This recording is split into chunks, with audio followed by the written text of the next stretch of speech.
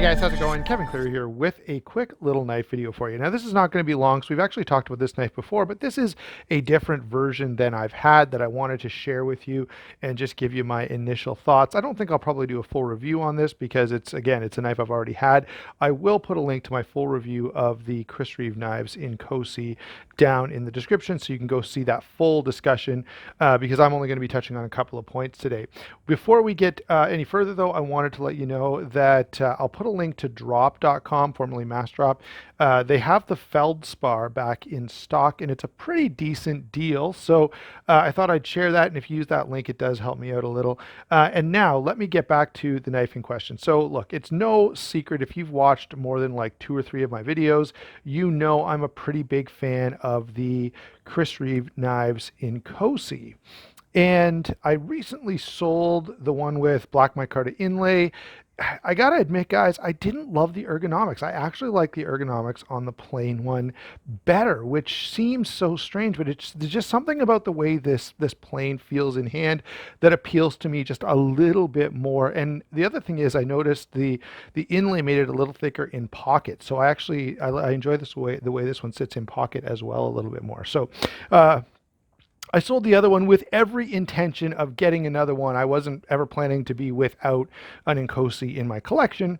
And so now I've got one back, but this one is a little bit different. This one is sort of special, and I'm going to switch my videos around so I can actually release this the day that I film it. That doesn't always happen, but today is Tuesday, and so sharing the Tanto version of this seems like an appropriate thing to do.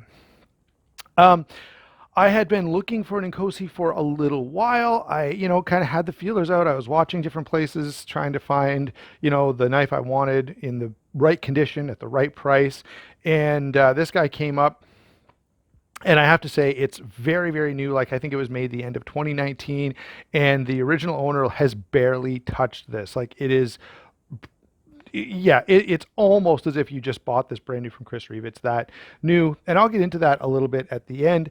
But of course, I felt like this was a great, come on, focus you. There we go. I felt like this was a great thing to share with you guys on Tanto Tuesday. I have to say I'm in love with this blade. And I just want to make a couple little comments, perhaps to suggest that the Tanto version of this may be I don't know whether it's the best, but certainly the Tanto blade style is very much in keeping with the philosophy that the Inkosi brings. Okay, the Inkosi is all about durability and practicality. And so, you see things like the huge washer in here, like this giant stop pin, this massively overbuilt pivot screw. Everything about this knife is just meant to last forever, and last forever, and to be a working tool. All right, and then when you take a look at the way that they've done this Tanto blade, it really fits the theme of the knife extremely well. So you've got the large hollow grind, which is typical on the Inkosi. And then instead of taking this grind and sort of ending it here and redirecting and coming up with sort of a very wide grind, they've done, I'm going to have to focus again. I don't know why my camera's fighting me today. Come on, you. Really? There we go. Okay. Boy, the camera does not like those close-ups. So instead of doing a typical Tanto the way we often see, this is zero ground, which really, really carries the most possible material right out to the tip of that blade. Now I can tell you it is very sharp. It'll shave hair. I actually had, I left it out of reach. I had a receipt paper that I was going to cut for you guys just to let you know, but I could take the receipt and just hold it and touch with the tip of this knife and it would cut. So the other nice thing about this is the way that they've done this zero grind, it's going to be reasonably fine to sharpen because you can just take this, set it on the right angle on your sharpener, and away you go. So nice and easy to sharpen, very utilitarian. Like think of all the scraping tasks you can do, even prying tasks. This blade would be more than up to it. You can have a lot of confidence in the way this is put together. So my suggestion is that whether you're a fan of the Tanto blades or not, I have to say that the idea behind the Tanto blade and the toughness and utility of it does fit very nicely with the Inkosi theme of just being overbuilt and meant to last forever and being a highly durable, highly usable tool. So from that regard, I think it just fits perfectly. All right. Now, let me add something else to this discussion before we carry on. This knife I bought used, and I've got to say, if you're watching this, I know I have a few viewers who have all kinds of crazy expensive knives, but that's not the majority of you. I know many of you are, you're saving and knives are expensive and you have to worry about your budget just as much as I do. And so let me say, if you want a Chris Reeve knife, obviously I like the Inkosi the best out of everything that Chris Reeve has to offer. But whatever the case may be, a 21, a 31, a 25, an Umnumzon, whatever the case may be, you would do yourself a huge favor to spend some time on the secondary market, whether it be, Blade Forums is easy because Blade Forums has a whole forum just for selling Chris Reeve knives. And so almost anything you want, you can search that forum and find it and pick it up, no problem.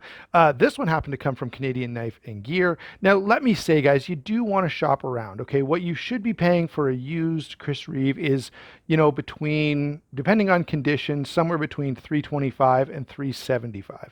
If it's something special, or if it's, micarta inlay or something like that, it can go might go into the 400s. But the great thing about it is, so, let's say you find a knife like this, maybe it's this blade shape, maybe it's a drop point, whatever the case may be, but you find this and, you pay, it's in really good condition, so you pay $375 US for it. All right. So you get it, you use it for a few weeks and you love it, and that's great. You've got your Grail knife now and everybody's happy. Or maybe you use it and you find out it's not your favorite knife that you've ever had, and there's a couple of snail trails now. Maybe you've rubbed the clip on, your seatbelt a couple of times, and so it's got, there's a little bit of wear that you can see. Maybe it needs to be lightly sharpened. Well, guess what? If it's still in pretty decent condition, you're going to be able to sell it for $350. Okay, so it's very low risk. So now, you take your knife that you paid $375 for, you sell it for $350. You're only out $25, and you got to experience this great knife. And so, of all the high-end knives out there, there are a lot of knives that are really, really subject to the market, and they go up and down depending on production schedules and availability and what's the, which gen we're dealing with and all kinds of things like that. Chris Reeves are extremely safe. So if you're a pretty conservative guy, if you don't like taking risks, this is a great way to try something pretty special and not have to be super stressed that you'll never be able to get rid of it, because they're fairly easy to get rid of and you don't lose a lot of money if you bought it used in the first place. Okay. Now, if you buy it brand new, this is another thing I see, and this frustrates me a little bit, especially on Canadian sites. Someone will go to chrisreeve.com, let's say, they'll buy a new Sebenza, and then they'll pay extra for FedEx shipping, and FedEx and UPS, because they hate people, will always charge you a premium for crossing the border. So now, your shipping cost, instead of being, I don't know, $15, is $100. So now you've got, your $425 knife plus $100 in shipping expenses incurred because you used FedEx instead of USPS. And now this knife gets to Canada, you decide to sell it and you go, man, I need to get $700 for this because that's how much I've got sunk into it. All right, well, sorry, but I'm not paying for the extra cost you incurred on shipping. I'm not paying for the fact that you decided to buy brand new, right? A used Sebenza is worth $375 US, and that's about it. Okay, so I had to, if you're taking my advice and you're saying, but Kevin said I'd get almost everything I had into it, I'll only lose 25 bucks. Well, I'm not including shipping in that. I'm not including, whatever duty you may have to pay as it crosses the border in that. Those things are going to be a loss. And they're just, that's just the way it goes. All right. So, moving on to the rest of our discussion here, the last thing I want to say is, and I'm sure some of you will be asking, and I've had people ask me already, Kevin, why don't you have a 31? And why, when everyone else is chasing 31s, did you buy an Inkosi? Are you nuts? Well, listen, guys. I don't love the 21. It's fine. I like it, but I don't love it. I love this. All right. And so because I don't love the 21 and I've had a couple and I've handled many more, they're just not the knife that I'm just not in love with them. And the 31 is sharing a lot of similarities with the 21. And so to me, it doesn't make any sense to go out and buy one. This is something I can really be excited about. This is something I know I'm going to enjoy. So everyone can go out and buy the 31s. I'm sorry. At some point, look, I'm sure I'll get my hands on one, and I'm sure I'll be able to make a video about it so that I can share my thoughts with you guys.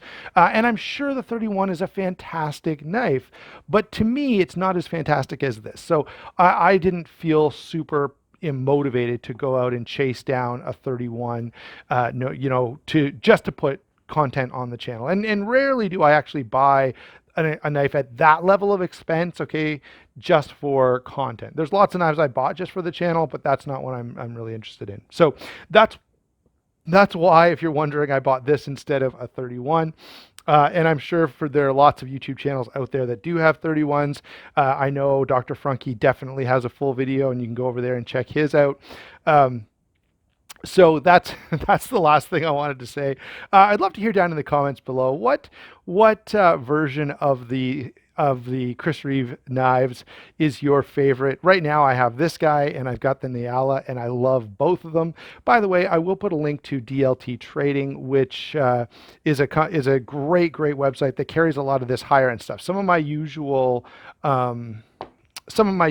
partners don't often have Chris Reeve stuff in stock, so it doesn't make a lot of sense to me to point you over there, but I will point you to DLT. I'll put an affiliate link down in the comments, and using that link is a huge help to the channel. All right, guys, thanks for watching. Don't forget to like and subscribe. We'll talk to you soon.